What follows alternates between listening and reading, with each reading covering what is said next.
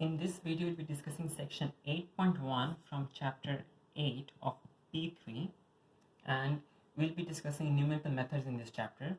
Okay, so before we start though, what are numerical methods? Numerical methods are used when let's say that you have an equation that you cannot solve by any known methods. Okay, an example of numerical methods would be to solve an equation that you do not know the solution for, that you cannot find the solution for using any known methods. So let's consider an equation. Let's say that if you have an equation such as x square minus x minus 2 is equal to 0. Okay, x square minus x minus 2 is equal to 0. We do know the solution to this equation because we do know how to factorize this. Okay, or if you do not know how to factorize, in that case you do know how to use the quadratic formula, okay, to find the answer to this equation. Okay, on the other hand, let's say that if you have x raised to 4 plus 3x square is equal to 0, we can also find the solution to this equation as well, okay, using a regular factorization. But let's consider an equation. Let's say that you have an equation where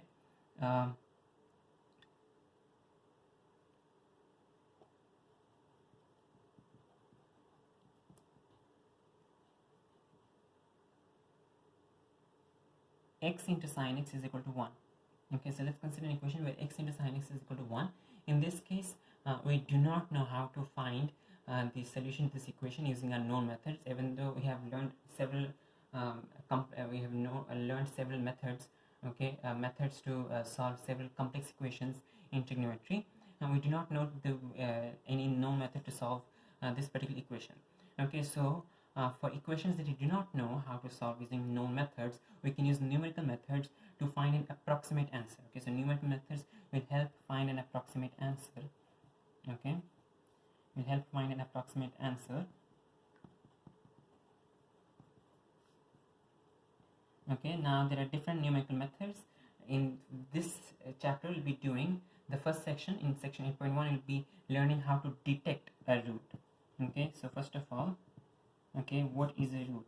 So let's say if you have an equation fx, if you have an expression fx, the root of fx means the root of fx is the solution to fx equals 0. Okay, the root of fx is the solution to fx equals 0. Okay, so that is when you say the solution to fx equals 0, or if you call it the root of fx, excuse me. Okay, when you refer to the root of fx, it basically means the solution to fx equals 0. Okay, so in this section we'll be learning how to detect a root. In the next section we'll be discussing one method to find the root. Okay, so now how do you detect a root? Okay, let's say that if you want to find out the solution to fx equals 0, okay, or the root of fx, okay, both the terms can be used interchangeably. Okay, both the terms can be used interchangeably. So if you want to find out what fx for what value of x fx is equal to 0, this is the same as if you want to draw a graph. In that case, this will be the intersection of y equals fx and y equals 0. Okay, this is the intersection of y equals fx and y equals 0. Okay, so if you try to draw the graph of fx and try to draw the graph of y equals 0, y equals 0 is simply the x-axis. So in other words, if you have a graph, okay, let's say that you have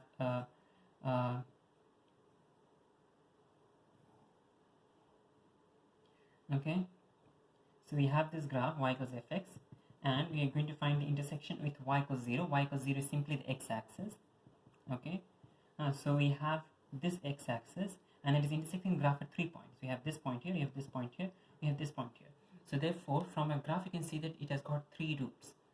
Okay, from a graph you can see that it has got 3 roots. Okay, so by just looking at the graph, you can notice how many roots fx has, or how many solutions are there to the equation fx equals 0.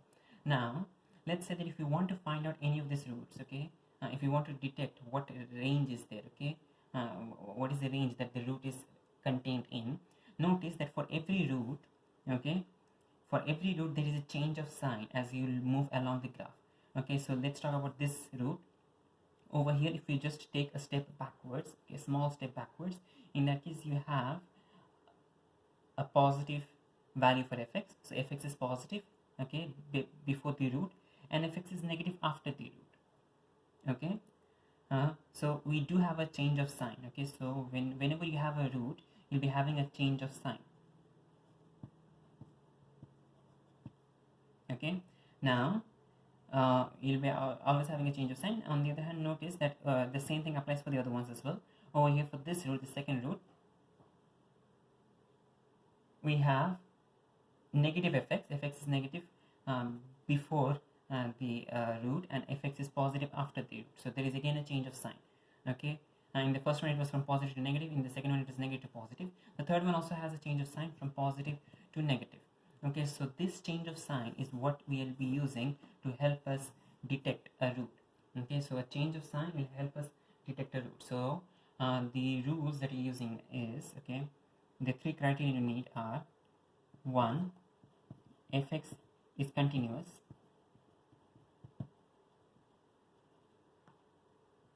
on a comma b, fx is continuous on the interval a comma b.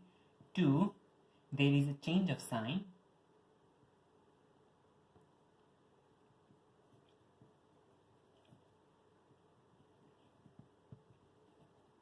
Okay, there is a change of sign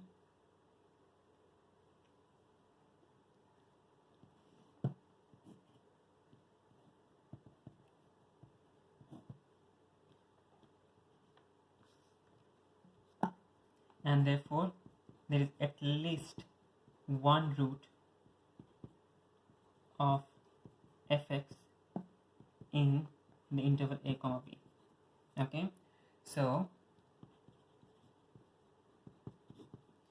Okay, so our criteria are: the first criterion is that fx needs to be continuous. Okay, so if let's say that we have an interval a comma b, okay, in this case let's say that the interval was over here, this was a, okay, and this was b. Okay, so if fx is continuous on a comma b, okay, so the interval a comma b is a is less than or equal to x, which is less than or equal to b.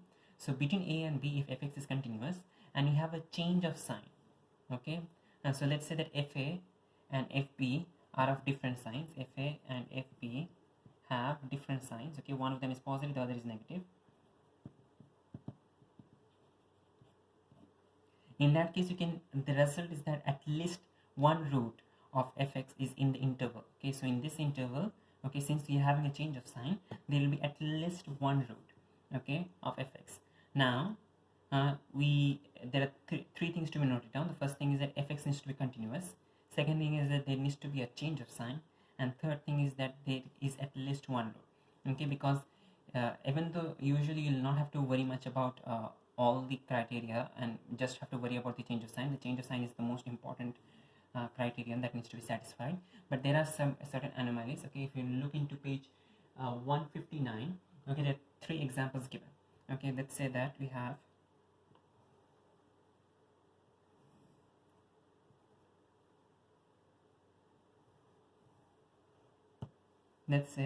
this particular curve, okay, and our a is over here and a b is over here. Okay, so we have an interval a comma b. Okay, is the first criterion satisfied? The first criterion is satisfied, okay, because fx is continuous. Notice that there is no jump. Okay, fx is continuous means basically no jump. Okay, there is no jump. Okay, there is no discontinuity. Okay, that's what we refer to jumps in mathematical language. Okay, so there is no discontinuity. Over here it is continuous. Okay, so fx is continuous. The first criterion is satisfied. There is a change of sign. Okay, notice that fa is positive. In this case, fa is positive and fb is negative. Okay, so there is a change of sign. Now the final result is that there is at least one root. Okay, there is at least one root. It doesn't say that there is exactly one root, and the final result is that there is at least one root. Over here, notice that we actually have more than one root because it is moving from positive to negative to positive to negative. Okay, so if it is moving from positive to negative, we are actually having three roots: 1, 2, and 3. Okay, so the at least over here is an important part. Okay, because let's say that instead of a b, okay, if b was not here but instead b was here, okay, in this case also b is negative, f of b is negative, so we do have a change of sign, but in this case we just have one root. Okay, but in the previous case when b was over here, we actually had three roots. So that's why we are using the fact that over over here a change of sign on a continuous interval doesn't mean that there is exactly one root. There is at least one root. There could be more than one root though. Okay, now let's consider another example. In this example we have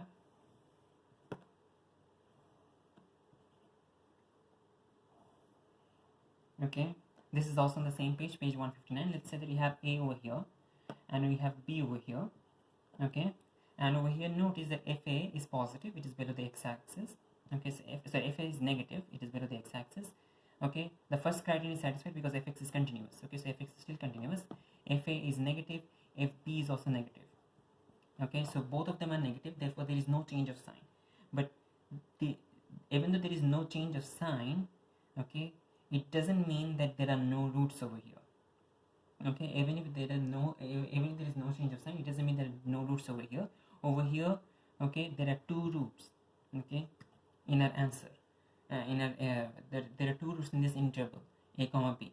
Okay, but it is because the way we chose a and b we have chosen such that both fa and fb are negative, and he actually missed both the roots. Okay, so usually if you're having even roots, in that case this is again another situation that you need to keep track of. Okay, now okay, so again back over here, if you're having more than one roots, okay, for over here also, if you try to use the same concept, let's say that instead of b over here or b over here, if b was over here, okay, if b was over here, in that case you'd have fa and fb both positive, fa and fb both be positive.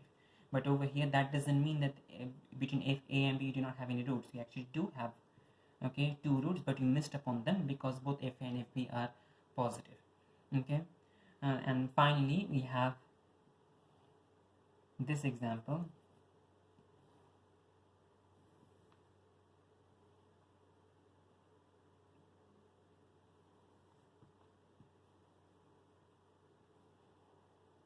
Okay, in this example, let's say that our a was here and our b was here. Okay, so over here notice that fa is negative. Okay, fa is negative. Okay, and fb is positive. Okay, so fa is negative. Okay, fa is negative over here, but fb is positive. Okay, so even though there is a change of sign, okay, the sign changes from negative to positive, there are no roots because our first criterion is not satisfied. Okay, fx is not continuous, so we do have an asymptote over here. Okay, so this asymptote, okay, means that it is not continuous because we have two portions of the graph. One is over here, one is over here. We do have a discontinuity, we do have a jump, okay, between the two parts of the graph. Okay, therefore the first criterion is not satisfied. So even if the first criterion is not satisfied, a change of sign doesn't mean that you'll be having a root. Okay, so again repeating what you did over here, if fx is continuous on a comma b, in that case a change of and there is a change of sign, in that case there will be at least one root, okay, in the interval a comma b. Now let's continue the example, but before we continue with examples though, let's describe the notation a comma b. Okay, we describe a comma b as an interval, okay, between a and b. Okay, notice that if you have square brackets, okay, there are two different notations. One is the square bracket and one is the open bracket. Not an open bracket, excuse me, the round brackets. If you have square brackets, in that case it is a closed interval, and a closed interval basically means a is less than or equal to x, which is less than or equal to b. Okay, it has both equal, less than or equal to signs. An open interval does not have the endpoints. A and b are not included. Here a and b are included, that's why it is called a closed interval. Here a and b are not included, that's why it is called an open interval. This is a is less than x, which is less than b. Okay, and finally you could have a combination of square brackets and open brackets. So if you have a comma b, this will be open on a, closed on b. Okay, so this is going to be a is less than x, which is less than or equal to b. And if we have this, in that case it is closed on a, open on b.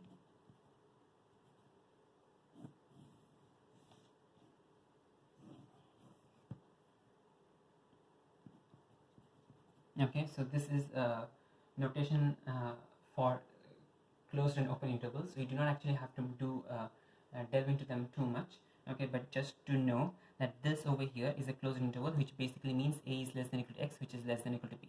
So in order to help us save time, okay, instead of writing this entire thing, we can simply write a comma b. Okay, now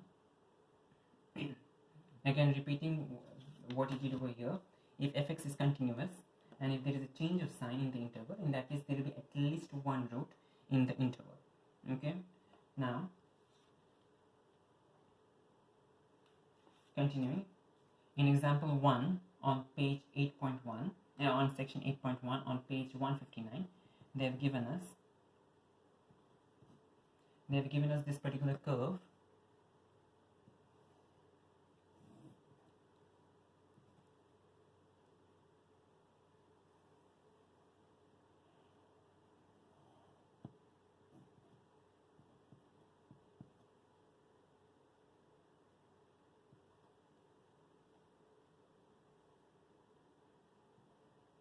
Okay, they have given us a particular curve. They have also given us the equation for and this is y equals fx, where fx is equal to x cubed minus 4x squared plus 3x plus 1. It is a cubic graph.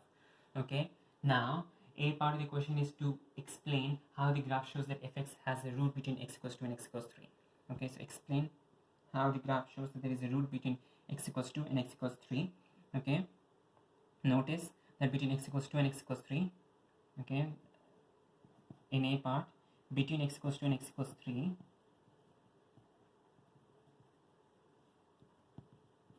the graph crosses the axis. The graph crosses the x-axis. So therefore, we do have a root. Okay, fx does have a root in this interval.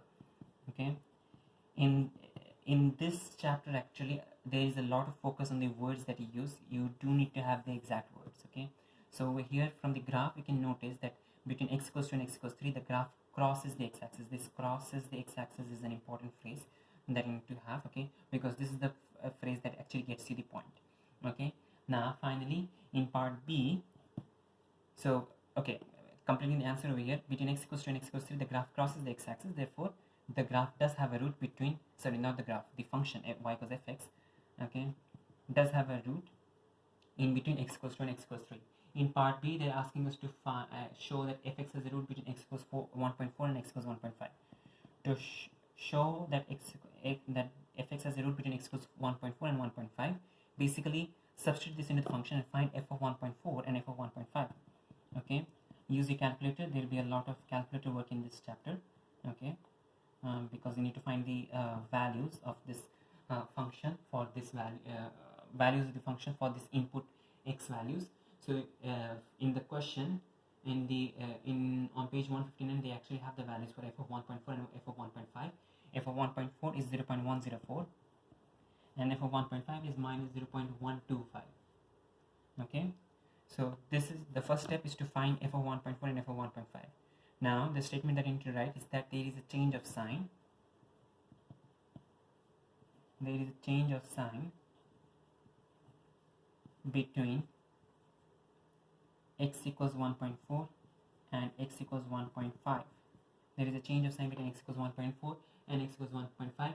Therefore, there is at least one root. Okay, there is at least one root between x equals 1.4 and x equals 1.5. You do need to mention the change of sign. Over here, the main phrase is the change of sign. Okay, so whatever else you write, if you do not have the change of sign phrase, you will be most probably losing the mark. Okay, so do keep track of the phrases that you use. Okay, over here from the graph, you notice that it is crossing the x-axis. Okay, and if you're doing a numerical calculation, in that case, notice that this is positive, this is negative. Therefore, there is a change of sign.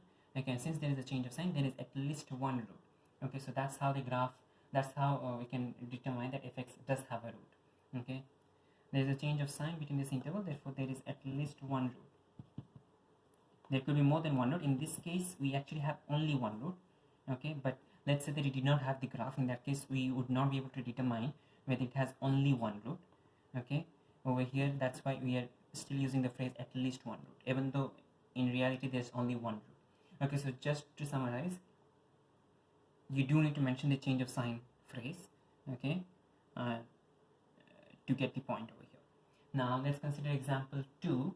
Okay, in example 2, they have given us a function Okay, fx is equal to 54x cubed minus 225x square plus 309x minus 140, and they have given us the graph of the function to be, okay, they've given us the graph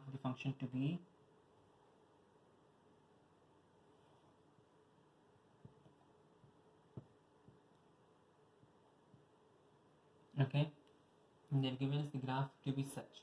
Now notice that the question says we have a student who finds f of 1 plus 1 1.1, f of 1.1, the student finds f of 1.1 and f of 1.6 are both negative. Okay, so f of 1.1 is negative, f of 1.6 is also negative, and the student concludes, okay, that fx has no roots in the interval 1.1 to 1.6. Okay, so the student concludes that there is no root in the interval 1.1 comma 1.6. Okay, 1.1 comma 1.6, and in part A, the question is asking you to refer to the diagram to explain why the student is incorrect. Okay, so over here notice 1.1 is negative, 1.6 is also negative. Okay, 1.1 is negative, 1.6 is also negative. Okay, but the student concludes that there is no root. Okay, the reason that she concludes there is no root is because there is no change of sign.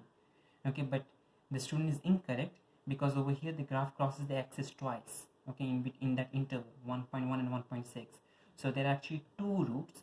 Okay, and because there is no change of sign, okay, and the student did not look and any further, the student missed both the roots.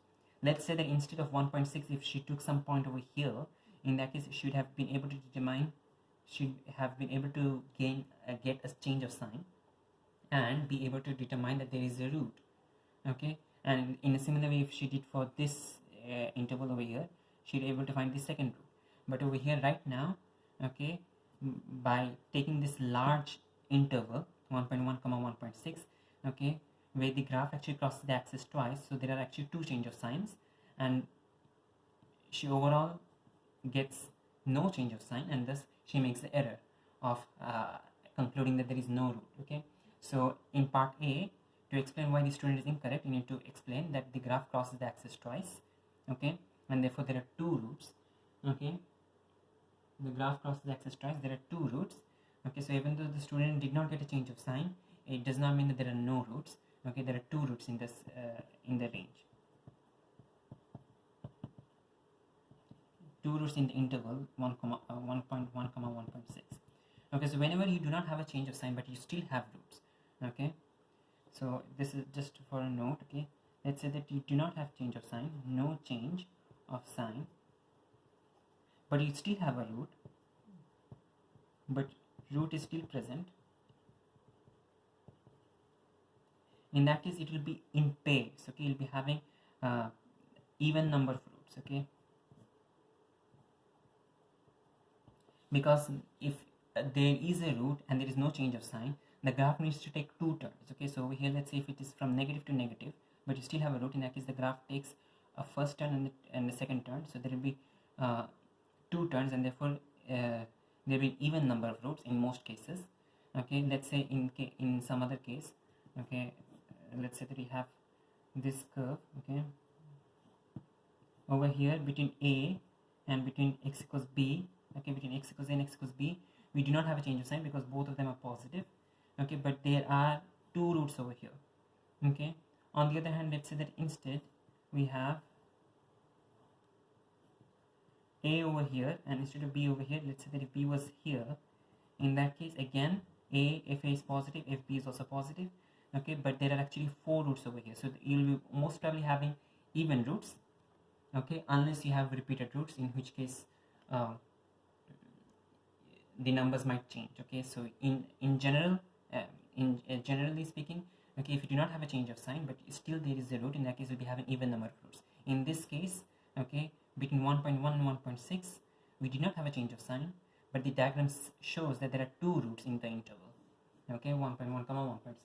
In part B, they're asking you to calculate f of 1.3 and f of 1.5 and use your answer to explain why there are at least three roots in the interval 1.1 comma x comma 1.7. Okay, so we do have f of 1.1 which is negative. Okay, calculate f of 1.3. Okay, f of 1.1 is minus 0.476.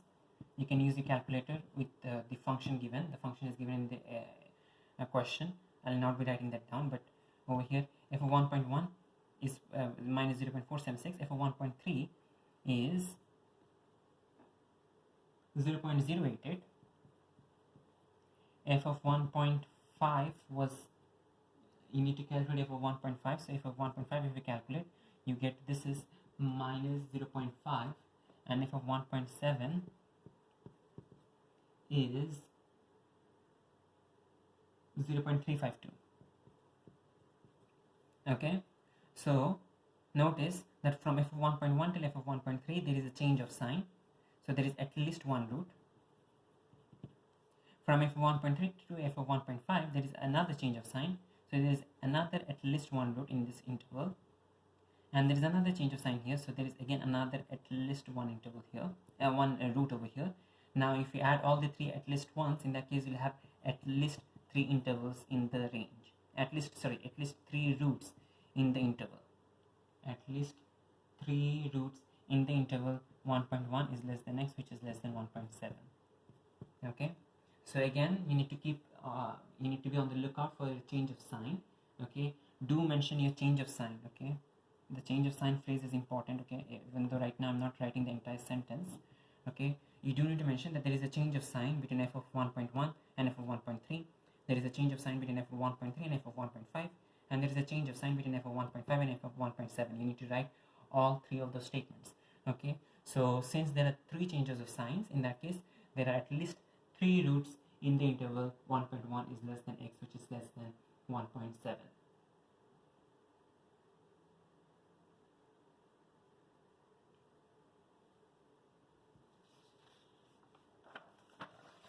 Okay, now continuing, we'll be doing another example. In this example, we'll be doing from exercise 8a.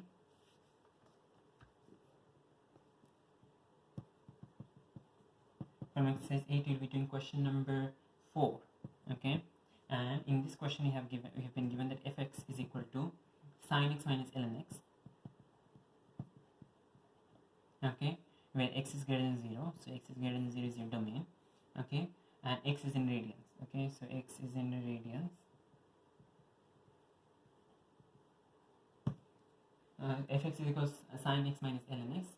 X is greater than 0 and x is in radians. And in part A, they're asking you to show that fx has a root alpha. Fx has a root alpha. Fx has root alpha in the interval 2.2 comma 2.3. Okay, so if fx has a root alpha in the interval 2.2 comma 2.3, and to prove this, we basically need to prove that there is a change of sign for fx. Okay, so find what f of 2.2 is. Okay, so f of 2.2 is equal to sine of 2.2 minus ln of 2.2. Use your calculator. Make sure that x is in radians. So first change the mode of this calculator. And then we have sine of 2.2 minus ln of 2.2. So we have sine of 2.2 minus ln of 2.2. Okay, so this is equal to 0.020. Okay, let's write it down to 3 decimal places. Now we have f of 2.3.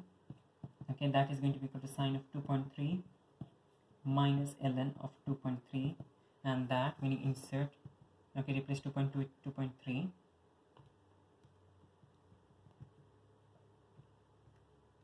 and that is equal to minus 0.087 to 3 dp. Okay, so notice that from f of 2.2 to f of 2.3 there is a change of sign. So there is a change of sign.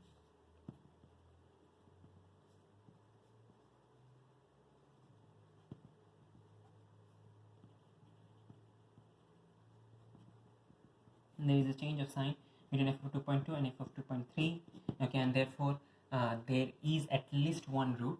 Okay, and there is at least one root in the interval 2.2 comma 2.3. There is at least one root for fx, there is at least one solution to fx equals 0 in the interval 2.2 comma 2.3, because we have a change of sign. This change of sign phrase is important. Okay, now in part B they're asking to consider a change of sign in a suitable interval. So we do need to again show a change of sign, but here the interval has not been given to us, but we are asked to verify, okay, verify that alpha is equal to 2.219, alpha is equal to 2.219 to 3 dp. Okay, alpha is equal to 2.219 to 3 dp, and the main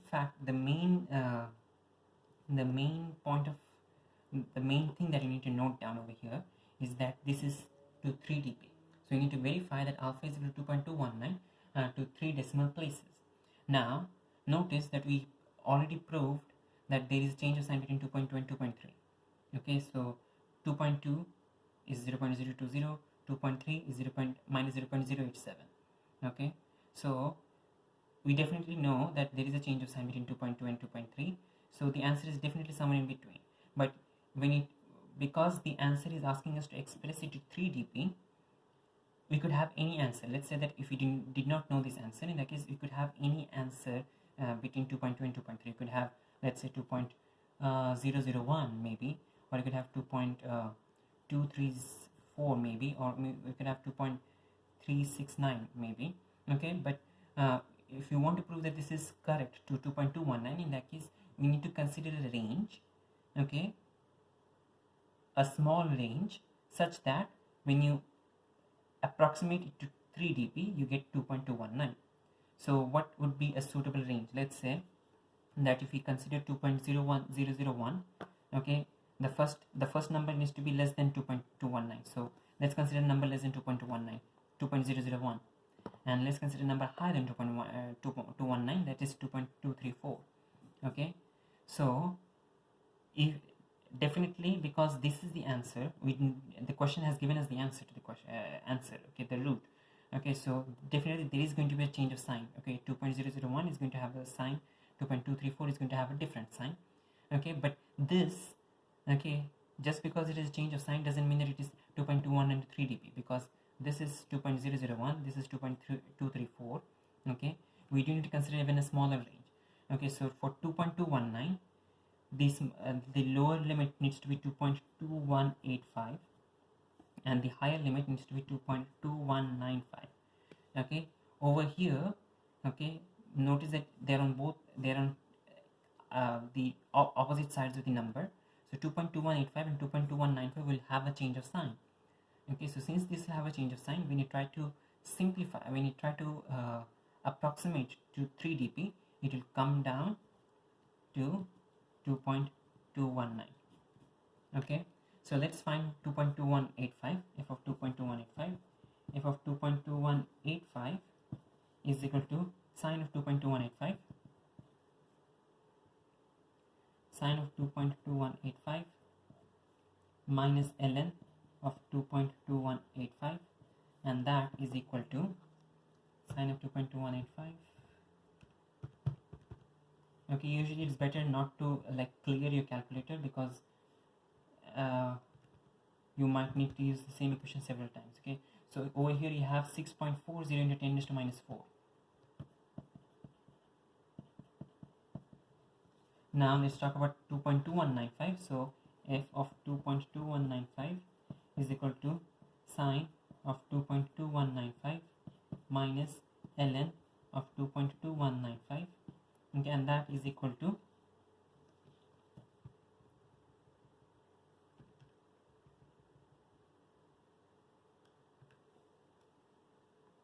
minus 4.14 into 10 raised to minus 4. So notice that there is a change of sign again. Okay, so do mention the phrase again, that there is a change of sign between f of 2.2185 and f of 2.2195. Therefore the answer needs to lie in the range. Okay, so change of sign, there is a change of sign between f of 2.2185 and f of 2.2195. therefore the answer, okay, therefore there is at least one root. Okay, therefore there is at least one root in this interval 2.2185 comma 2.2195, and to 3dp, if you because it could be 2.2186, 2.2187, 2.2189, 2.2191. Okay, all those answers, all those possible answers, if you try to approximate to 3dp, it is going to be 2.219 to 3dp. Okay, so again, if we let's say that if we consider and some other lower limit, if we consider 2.2175, 2.2175 would still give us a positive number. So there would still be a change of sign between 2.175 and 2.2195, but that number, okay, cannot be approximated. So 2.2176, 2.2178, 77, 75, 81, okay, those numbers are not going to approximate to 2.219 to 3dp. So that's why we chose 2.2185 and 2.2195, okay, because this numbers, this range, this interval is going to get approximated to 2.219 to 3dp. Now the next question we'll be doing is going to be question number 12 from the same exercise. So exercise 8a, question number 12. And in this question you have fx is equal to x raised to 4 minus 21x minus 18. X is to 4 minus 21x minus 18, and they're asking you to find a root to show that there is a root of the equation fx equals 0 in the interval minus 0.9 comma 0.8. Okay, so a part, show that there is a root in minus 0.9 comma minus 0.8. Okay, so substitute both of them into the equation.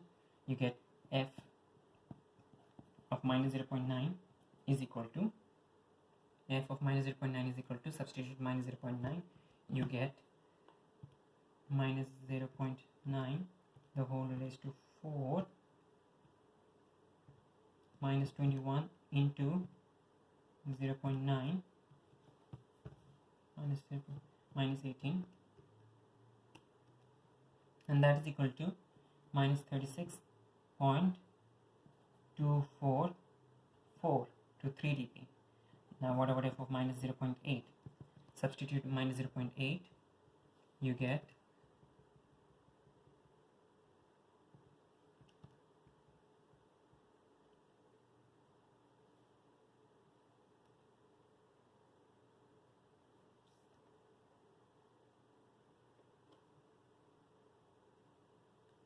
okay, I did an error. Give me a second.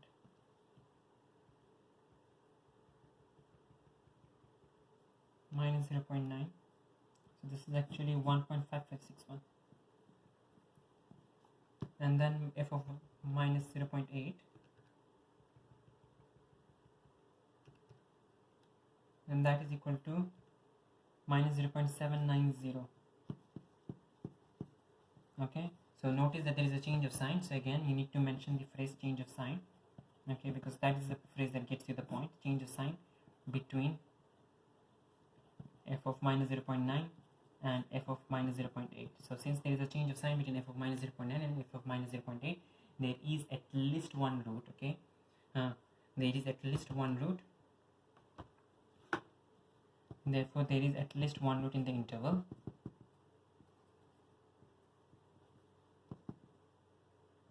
Minus 0.9 comma minus 0.8.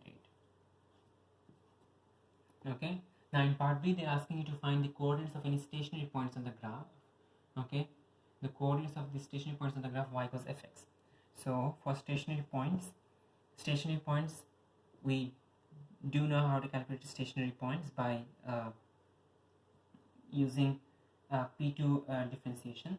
So to find stationary points you need to differentiate this. We get f dash of x is equal to 4x cube minus 21. 4x cube minus 21. F dash of x is equal to 4x cube minus 21, and at the stationary points this is going to be equal to 0.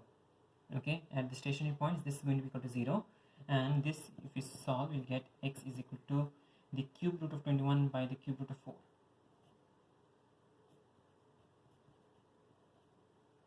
Okay, the cube root of 21 by the cube root of 4. Alright, so you have the cube root of 21 by the cube root of 4. Now substitute this into the equation to find the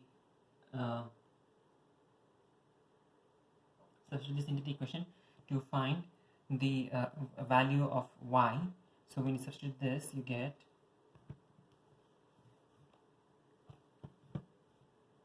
let's find the cube root of 21 by 4. So this is the cube root. Now substitute this as answer raised to 4 minus 21 times the answer minus 18.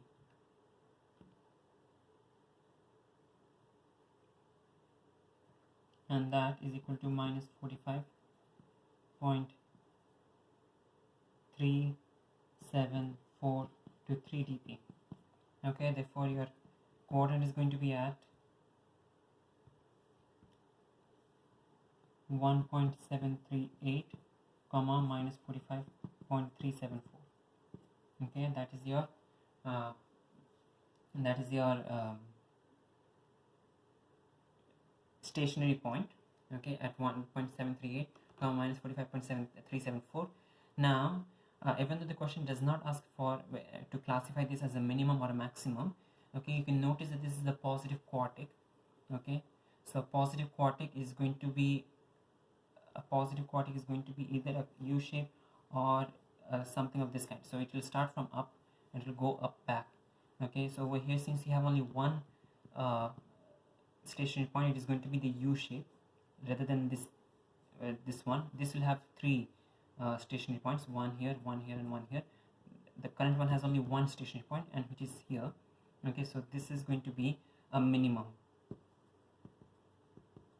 I mean, you can definitely find out f double dash of x, the second derivative, and try to find out the sign of the second derivative.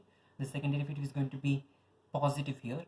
Okay, but even without finding the second derivative, you can easily determine from the shape of the graph that this is going to be a minimum. Okay, but let's move on to the second part. The third part says that fx can be expressed as x minus 3 into x cube plus ax squared plus bx plus c. Okay, so fx can be expressed as x minus 3 into x cube plus ax squared plus bx plus c, and you are asked to find the values of the constants a, b, and c. We are asked to find the values of the constants a, b, and c. So what we can do is that we have x is to 4 minus 21x minus 18. Let's expand this expression up. We get x is to 4 minus 21x minus 18 is equal to x is to 4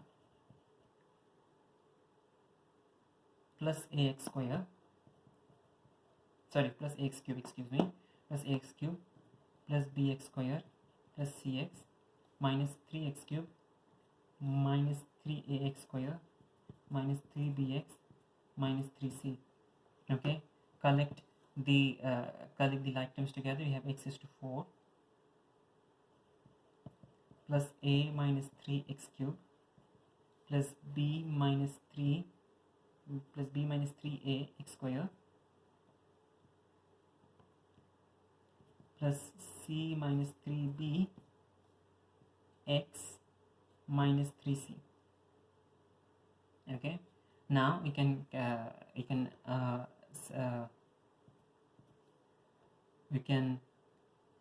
compare our coefficients. Okay, so 1 is equal to 1, x raised to 4 is x raised to 4. We do not have an x cube term, so for a minus 3 is equal to 0, or in other words, a is equal to 3. b minus 3a is again 0, so b minus 3a is equal to 0, or in other words, since a is equal to 3, b is equal to 9. Okay, so substitute a equals 3, you'll get b is equal to 9. c minus 3b is equal to 0. No, c minus 3b is not equal to 0, excuse me. C minus 3b is equal to minus 21. Okay, so now substitute b is equal to 9, you get minus 27, c is equal to 6. And finally, 3c is equal to minus 3c is equal to minus 18, so c is equal to 6, so it does fit in our calculations. Okay, so now you can substitute that back, and fx is equal to, okay, they have asked you to find the values of constants a, b, and c, so you have found them out. Okay, fx can therefore be written as x minus 3 into x cube plus ax square plus bx plus c. Finally, in part D, they're asking you to sketch the graph of y equals fx. Okay, in part D, they're asking you to sketch the graph of y equals fx. Notice that our original equation x is to 4 minus 21x minus 18. We know that this is a positive quartic. So what do we know about this? Okay, we know that it is a positive quartic. Okay, so if it is positive quartic, from the original graph you can say from the original equation you can say that it is going to be it is going to start from up. Okay, a positive quartic is going to start at positive infinity and end at positive infinity. Okay, so it is going to start from up and it is also going to end at the top.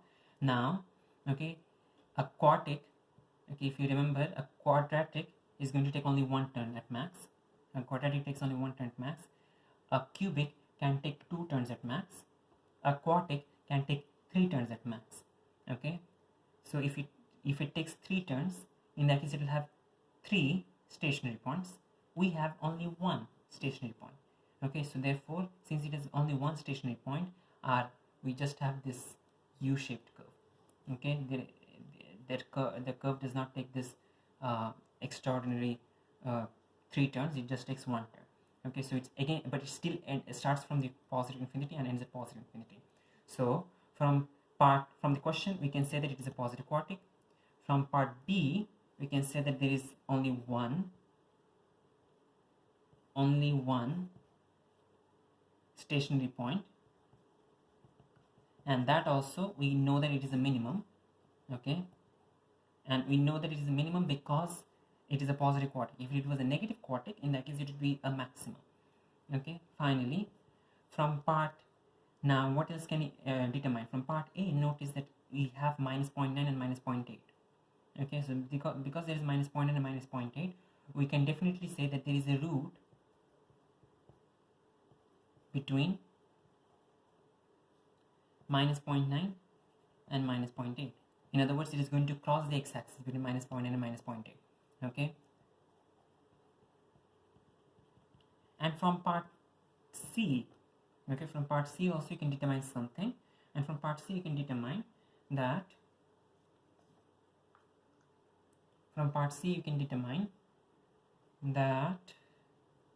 notice that in part C you got this equation. Okay, so since we have x minus 3, there is a root at x equals 3. Okay, so all the parts of the question that you worked out as of now, they're all giving certain help, okay, certain hints to us as to how to draw the graph for y equals fx. The first equation gave us that it is a quartic. The second part of the question gave us that there is only one stationary point. The first part gave us that there is a root between minus 0.9 and minus 0.8. So between minus 0.9 and 0.8, between minus 0.9 and minus 0.8, it is going to cross the x-axis. And the final part gives us that because x minus 3 is in the expression for fx, it is going to cross at x equals 3. Okay, so therefore the graph will look like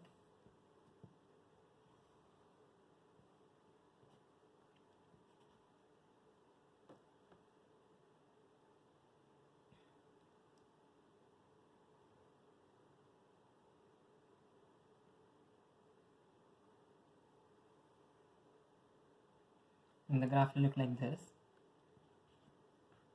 This point is 3. We do not know what this point is, but you do know that minus 0.8 is on the right of it, on the right side, and minus 0.9 is on the left side of it. Okay, f of minus 0.9, if you remember, f of minus 0.9 was positive. Okay, so minus 0.9 f is positive. Minus 0.8 it was negative, so minus 0.8 fx is negative. We also do have the minimum point. The minimum point is at 1.738 and minus 45.734. And finally, we do have this point over here. This point, you can easily find it from the equation itself. Substitute x equals 0, you get 0 minus 18, that is minus 18. Okay, and that is your answer. Okay, so repeating what you did over here, we have a positive quartic. Okay, we have only one stationary point, 1.738, minus 45.734. we have 1 root 3, we have 1 root between minus 0.9 and minus 0.8, so we put minus 0.9 on the left side, we put minus 0.8 on the right side. Even though you do not know the exact root, this minus 0.9 and minus 0.8 will be enough to show the examiner that you have acknowledged the fact that the root is between minus 0.9 and minus 0.8. Okay, so minus 0.9 is on the left, minus 0.8 is on the right, and this can be easily found from the equation itself.